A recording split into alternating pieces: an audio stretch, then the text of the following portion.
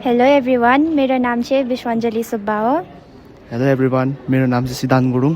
अनि म चाहिँ ब्याडमिन्टन एसोसिएसन अफ नाम्चीलाई रिप्रेजेन्ट गरेर खेलेको थिएँ। अनि मैले चाहिँ यङ सटर्स अफ सिक्किमबाट।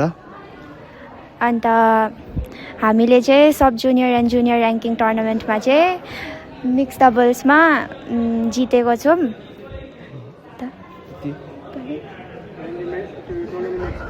टुर्नामेन्ट राम्रै थियो, राम्रै भयो।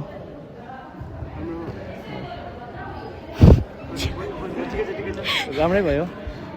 अब धेरै कुराहरू हामीले सिक्यो होइन, धेरै कुराहरू अब केमा अब उयो के भन्नु, केमा अब त्यो मिस्टेक्सहरू अब सुधार्नु पर्नेहरू सबै अब सिक्यो अब यो टुर्नामेन्टबाट।